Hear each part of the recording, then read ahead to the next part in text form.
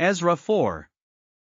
When the enemies of Judah and Benjamin heard that the exiles were building a temple for the Lord, the God of Israel, they came to Zerubbabel and to the heads of the families and said, "Let us help you build because, like you, we seek your God and have been sacrificing to him since the time of Esarhaddon, king of Assyria, who brought us here."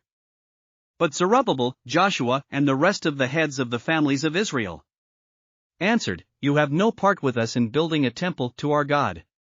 We alone will build it for the Lord, the God of Israel, as King Cyrus, the king of Persia, commanded us."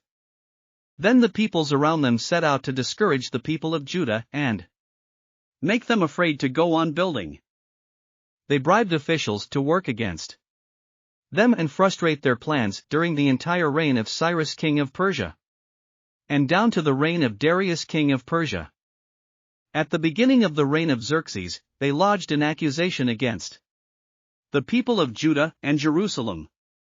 And in the days of Artaxerxes king of Persia, Bishlam, Mithridath, Tabeel, and the rest of his associates wrote a letter to Artaxerxes. The letter was written in Aramaic script and in the Aramaic language. Rehum the commanding officer and Shimshai the secretary wrote a letter against Jerusalem to Artaxerxes the king as follows.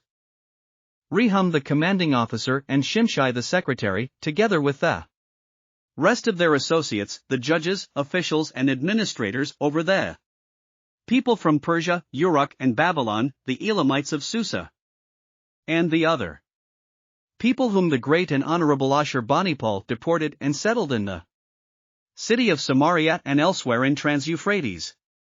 This is a copy of the letter they sent him. To King Artaxerxes. From your servants in Trans-Euphrates.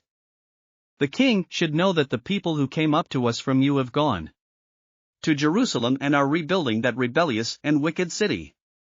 They are restoring the walls and repairing the foundations. Furthermore, the king should know that if this city is built and its walls are restored, no more taxes, tribute or duty will be paid, and eventually the royal revenues will suffer. Now since we are under obligation to the palace, and it is not proper for us to see the king dishonored, we are sending this message to inform the king, so that a search may be made in the archives of your predecessors. In these records you will find that this city is a rebellious city, troublesome to kings and provinces, a place with a long history of sedition. That is why this city was destroyed. We inform the king that if this city is built and its walls are restored, you will be left with nothing in Trans-Euphrates. The king sent this reply to Rehum the commanding officer, Shimshai the secretary and the rest of their associates living in Samaria and elsewhere in Trans-Euphrates. Greetings.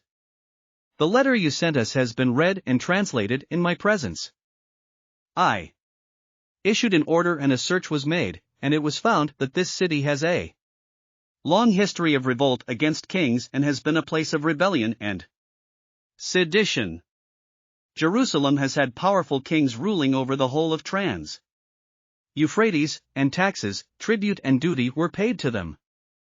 Now issue an order to these men to stop work, so that this city will not be rebuilt until I so order. Be careful not to neglect this matter.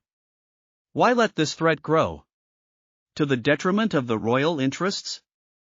As soon as the copy of the letter of King Artaxerxes was read to Rehum and Shimshai the secretary and their associates, they went immediately to the Jews in Jerusalem and compelled them by force to stop. Thus the work on the house of God in Jerusalem came to a standstill until the second year of the reign of Darius king of Persia. Thanks for listening to another chapter of the Bible. At My Faith Fuel, we believe a good coffee fuels your faith and energizes your day. Please visit myfaithfuel.com to explore our delicious coffee blends. Part of each purchase goes to training worshipers around the world. Thanks for listening.